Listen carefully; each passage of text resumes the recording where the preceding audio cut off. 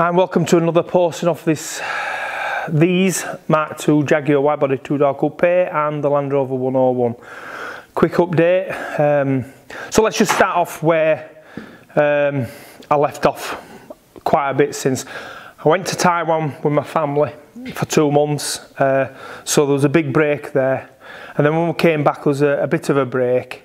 And then because we want to try and get better close-ups, better quality sort of videos, we constantly try to, when we've got a bit of spare cash, get some bits and pieces. So my son bought a new camera, an handheld thing, let me make sure, DJI Pocket 2, a handheld camera. Really good, it does tracking and absolutely all sorts of stuff. We did the video with that underneath here and around the Land Rover and that. But the SD card that was in it, for whatever reason, I'm not exactly sure, but it kept corrupting the files. And Leo, my son, said that it was the SD card, it wasn't taking the file, the information from the camera to the file properly or something, so he's had to get a new SD card. So we would have had a video out 3 weeks ago of where we're sort of like at, but because that's messed around a bit and we tried dealing with the videos, which we were trying to put together, but it was all messed up. So we're back on his old camera, but he's got a new SD card for his DJI Pocket 2 he's got. So hopefully this time, while we go underneath the car, we'll have some better close-ups with this camera of the bits I've been doing. I haven't done a great deal, but it's because it's been quite awkward, and plus I've also been spending some time with the Land Rover fuel tank, but we'll go over those as we go in. So let's go under the Jag and let's have a look and see where we are with that. There's not a great deal, like I say, I'm just getting the exhaust over the drive shafts. So I've got it over now. I've got the pickup point on the IRS. There's a bracket up in the top where the exhaust originally fastened to. I've now got that fastened to that, and I've just now got to bring the pipe to the rear silencer what I made. So I'll show you that, and then we'll show you, hopefully in better detail, the headers and the pipes running down to the back. So we'll look at that and then we'll go to the Land Rover.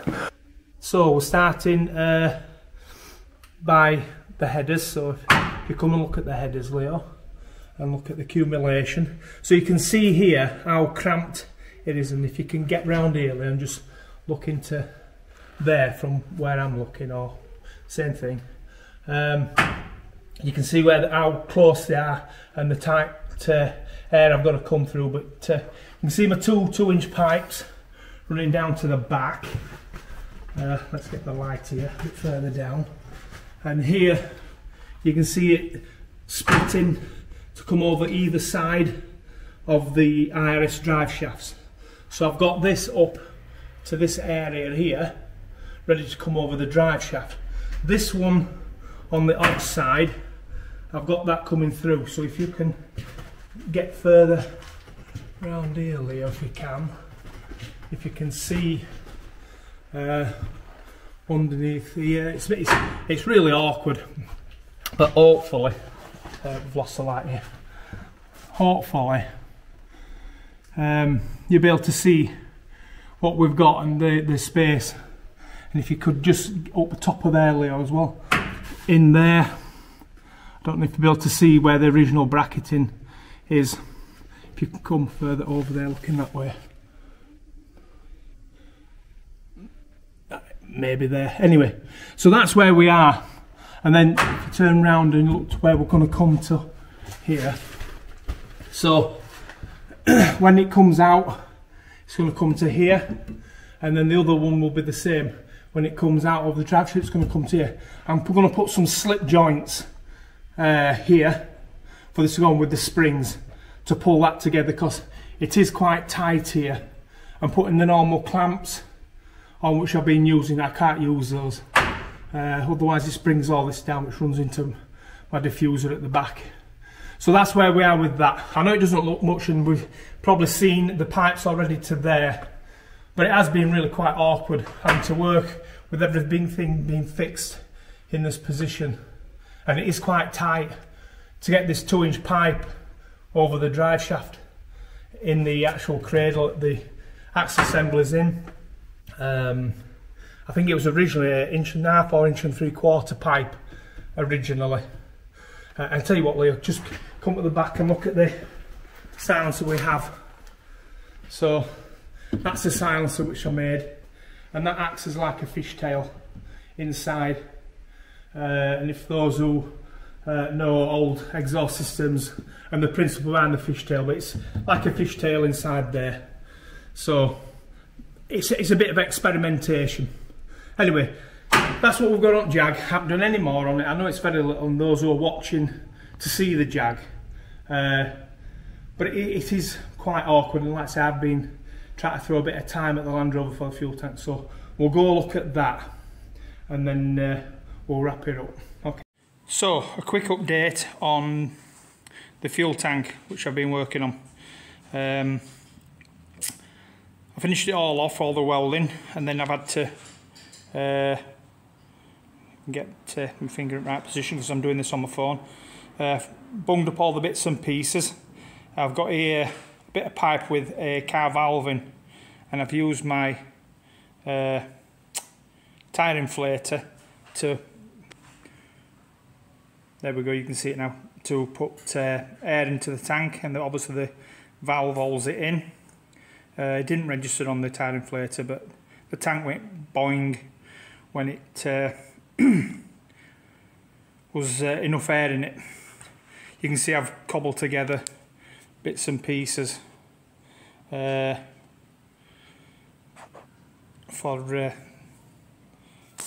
there. I'll use this hand there.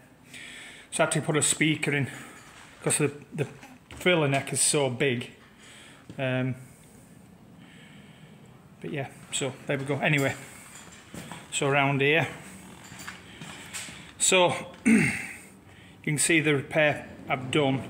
This was originally going to be where the pickup pipe and the pump was, which I was going to put at the front, but it was going to cause lots of hassle in making sure it was supplied with fuel, obviously we being at front of the tank.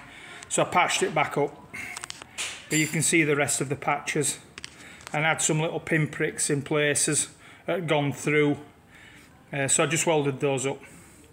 You can see this is where the new pickup point is for the fuel pump.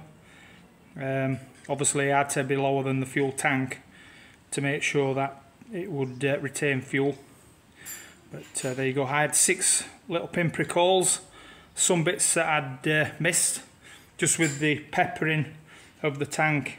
I don't know how well you'll be able to see it with this phone, but it's peppered somewhat, but it's not great. It does look a bit suspect, but it's actually not that bad considering what was these areas here where the inner tubes were. I had an area up here which I had to resolder after I welded. The edge had gone completely, but I hadn't seen it until I cleaned it all off, and it looked a bit sus, but when I pressurised it was leaking there, so I welded that up, cleaned that up, but obviously because it's soldered I had to resolder it. So that's that. And everything else is actually okay. It does, like I say, it does look a bit rough, but it's actually not too bad now.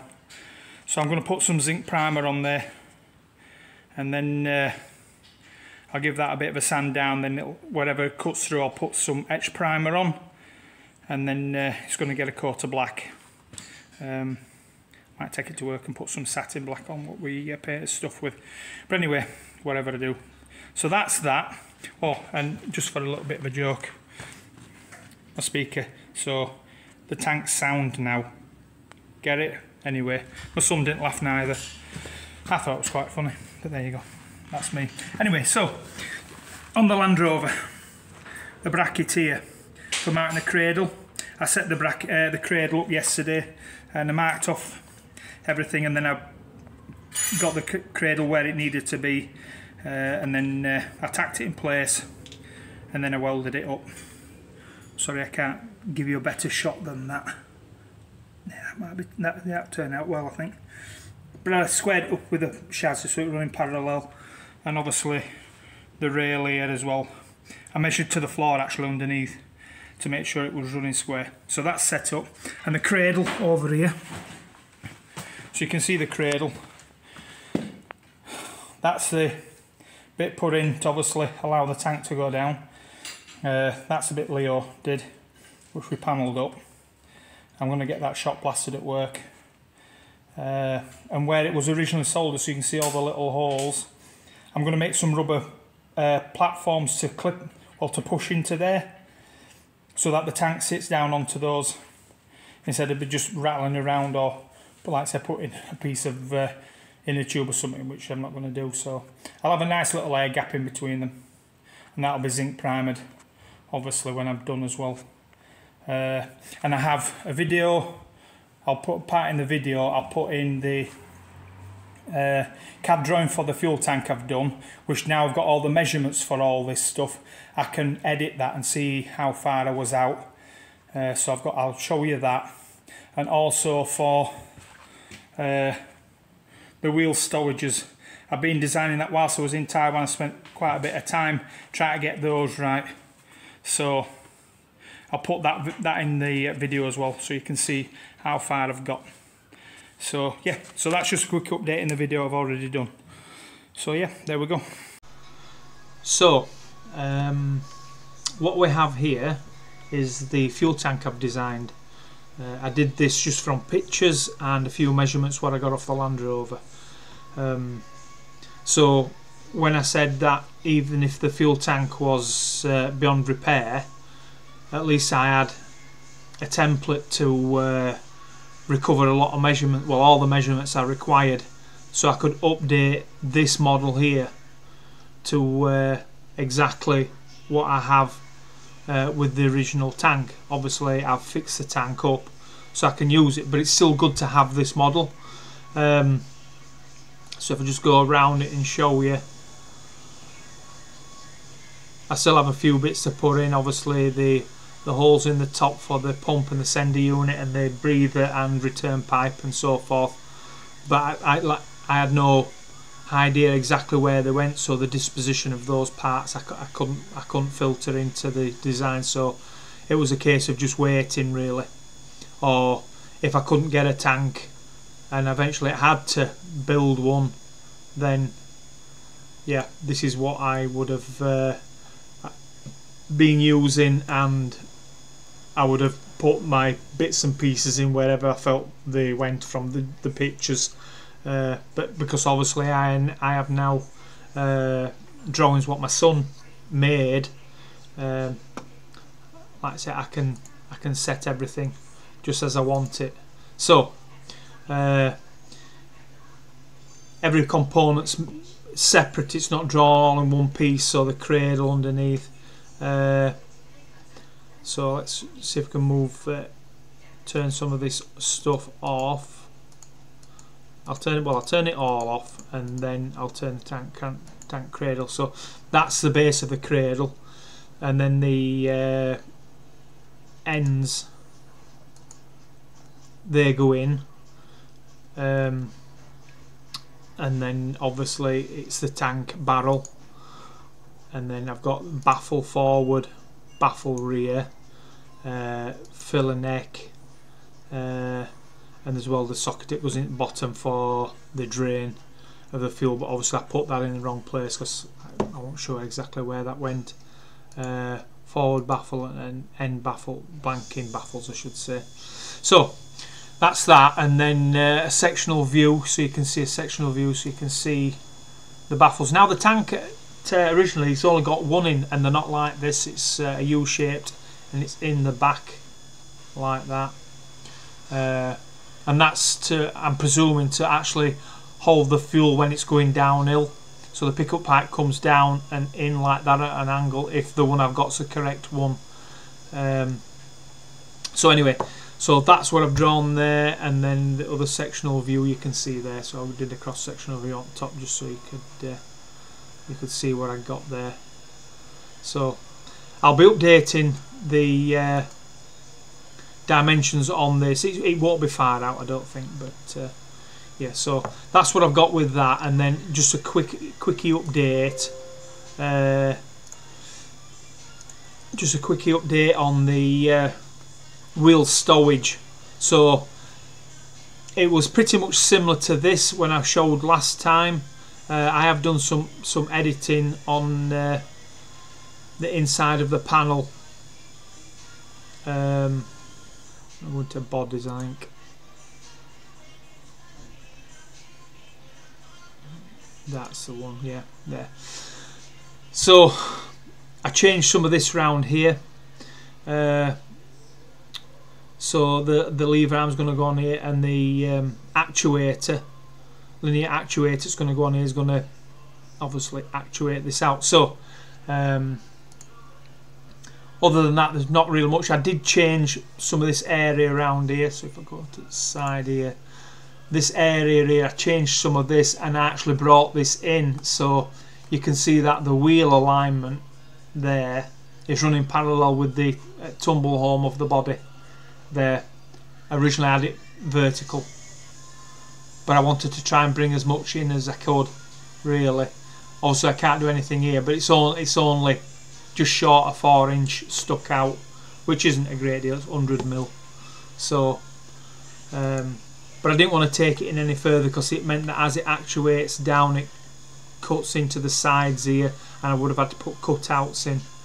And I didn't want to go down the avenue of putting in more bits and pieces to actually, as it actuated out, it slid it out or something like that, to avoid this edge here.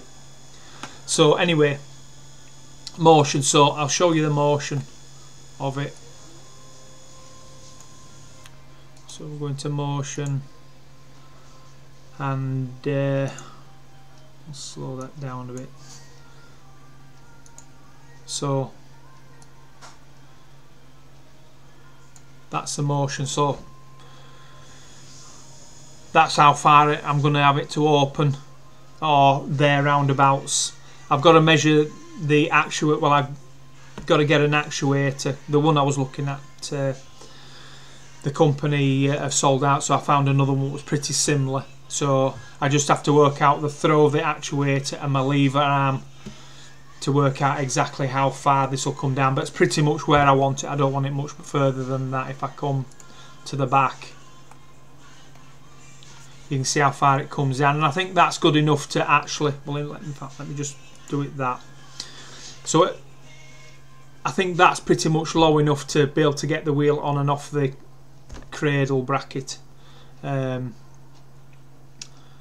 change it, I didn't want to put it actually on the floor, as it were, you know, straight down, because one of the things I'm thinking of doing is be able to work on the tyre. So if I get a puncture or whatever, and I can actually put it onto the cradle and actually work on the wheel and tyre in this position, which would be a good working position. So yeah, so that's what we've got to be going on with. And like I said, that'll be mirrored onto the other side, so I'll have two in it. And a few people, well, not on YouTube, but on my channel, have said, you know, you're taking up a bit of space. A few of my friends and that, and family said, well, you've taken up a bit of space. Well, I am, I suppose, but it is still above the wheel box, so I'm not actually taking any room up if I want to get a pallet or something in there. So, you know, for me, it's, yeah, some sacrifices do need to be made, pretty much, basically. So I lose a little bit of space either side there where the wheel boxes are, but other than that, I don't lose anything. And I think having it there is better than just try to hang one on the back of the door and one on the front of the door. I wanted to put them on the roof here, but the two wheels wouldn't go side up to each other from either side. They'd have to be offset, and that meant that I was cutting into more roof, which dropped, it came down inside, or I rose it up even higher, and I didn't want them stuck up any higher than the roof line. So that was my only alternative to putting them in. I wasn't going to put it at the back of the driver's seat where it originally sat. So there you go, that's what we've got. So back to the video. Right, so Land Rover, what have we been doing? Fuel tank. So for some time I'd been looking for a fuel tank, and on 101 parts, £1,000, just short of £1,000 for a fuel tank. I was just not going to pay that. For those who know that they're a good company, they appear to be a good company. I've had quite a number of parts from them, but £1,000 was £1,000, and I could put that money, most of that money, to something else on the Land Rover. So searching out an old second-hand one, a good one, would be the ideal thing. I did draft up a 3D model of a fuel tank, but I didn't have the correct dimensions as such. So I took what I could off the Land Rover, and I did a 3D CAD model from pictures and the few dimensions that I had. And if I couldn't find one, I was actually going to build one myself from the model that I had, and that it was going to be okay. Anyway, on not on eBay, on Facebook, I'm on the 101 group, and a guy called Woody put up a fuel tank for sale, 85 quid, non-leaker. Now, I'm not knocking you, Woody. I didn't expect it to be perfect, and it was a leaker, but like I say, I'm not knocking you. For me, the most important thing was I had a complete tank which I could work with, and I'll explain. One, I've got a 3D model which I didn't have any correct dimensions for. So having a fuel tank with a cradle, even if it was completely buggered, for me it was still worth 85 quid, because you're not tripping over these things. Even busted, you're not tripping over them. So like I said, they're as rare as hen's teeth. So for me, getting it, even as a leaker, it was like, there's a good chance I can fix it, which I have, because it was a leaker. And I had to do some modifications anyway for the fuel pickup, which I've put in. So this lump here is where the fuel pump pickup is in the tank. So I wanted it to be lower than the actual tank itself, which those who know, you have to have a reservoir of fuel at all times. So I had to put in a swirl pot, I think they're called swirl pots, in the bottom of the tank for the pump to sit in with the pickup. So that's what that's for. So even if I'd have got a tank and it was perfect, it was still going to get cut up, because I wanted this pickup in. And people will be asking why? Because I just wanted an electric pump in instead of the old reciprocating type diaphragm pumps, which there was one on this, and it still is on the back of the driver's seat. Now whether that's original, no idea. But anyway, that's what I wanted for this, and so I put it in. So like I say, having a tank, which was good, it still didn't make much sense, really. But it was quite battered, was the tank, and the biggest problem was there was a lot of inner tube underneath it. So I don't know if you'll be able to see this, but these black blobs here, I didn't realise that when the fuel tank was put into the cradle, it was actually soldered in place. So all these holes was where the solder was. Well, they'd come apart, and to stop it banging up and down, they'll just rubber inner tubes underneath. Well, the inner tubes, capillary action with the water, to got in between the tank and the cradle, between the rubber, and it just rotted them out. And so it was pretty much chewed up underneath there. But it was fixable, and I fixed it. The video that I've taken, which is messed up, I'm hoping that we can put some of that video in. We should be able to see what I've done to the tank before I've done this. So at this stage now, it's been shot blasted, zinc primed, etch primed, and it's got a black satin undercoat on, because I'm going to do the thing satin black and like a gloss. I'm thinking a gloss or nearly semi-gloss camouflage pattern on, but it's going to be black. Anyway, we'll see. You'll see that when it's done. But these black blobs here, they're actually sealant, which I've put in So you can see the strap I've got on. I've put some cling film wrap around the tank, strapped it down, then I filled it with this sealant. And so the sealant is obviously in between the tank and the cradle, and these are going to act as supports. So instead of fixing the tank down with them, they're just supports. And I'm going to make some straps, a couple of stainless steel straps, which I'll paint black, maybe, which will go around and it'll clamp the tank down. So that's how the tank's going to be fastened down. Other than that, everything's as standard as it gets. And I've also got all the measurements. So I'll put the video in of the model, which I've got. And that'll be edited with all the dimensions I now have from this tank. So if I do want to make a stainless steel one further down the line, I have all the dimensions to make one now. But this I'll do me. So Woody, thanks a lot, mate, because like I say, it's something I could use. And 85 quid for me, it was well worth it. So that's where we are with that. The winch, my son's still working on that, putting that together.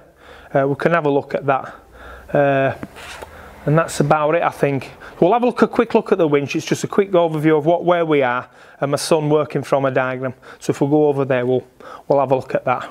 So winch. So winch is coming together. We don't have a proper manual for building it. What I did have, and one of the things I wanted Leo to learn, was using his initiative about where things might fit. And a good example was being these locking tabs here for these bolts that hold this back assembly together. On the exploded drawing viewer which I've got, it just shows spring washers and it doesn't show the tabs. And he'd been putting spring washers on, and I got the tabs out. So it was a good thing for him to learn, you know, look at the parts that we have and then try and work out where they go, irrespective of what the exploded view does. So we've got an exploded view, so you can see where roughly all the parts fit and go, and he just has to work that. So he's been playing with that. So this is where we're at with it, which doesn't seem a lot, but for my son, it is quite a bit really, because like I say, he's not played with this before. Well, I haven't, but that's where we are with this really. So you can see it going together. So that's a chain gear set inside there. But like I say, it's all got new bearings in and stuff, and it's all fully sealed. So hopefully, cross fingers and for Leo, it'll be really good when it's finished. So yeah, so that's it really. It's not a great deal. Like I say, the exhaust system is nearly done. I've just got to, like I say, get these slip joints. I'm going to have to find some. I'm either going to find some or I'm going to make some at work, machine some up. But I think I should be able to find some. I'm sure some company out there makes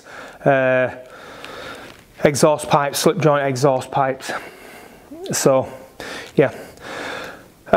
There was some questions what people have been asking while I was away in Taiwan. I'd noticed them, but I haven't wrote them down. I really should have gone through it.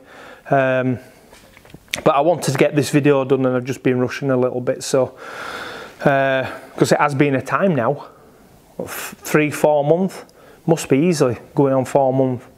But we would have had one out earlier. So anyway, for all those who are watching, thank you. Those who might have just dropped on by accident this channel, subscribe. You might find something interesting, even in my rants.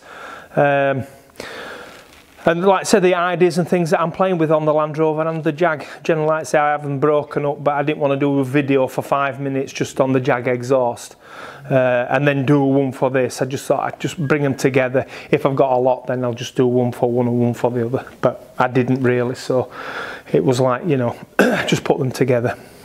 But anyway, thank you again for everybody that watches. You all take it steady, and I look forward to your comments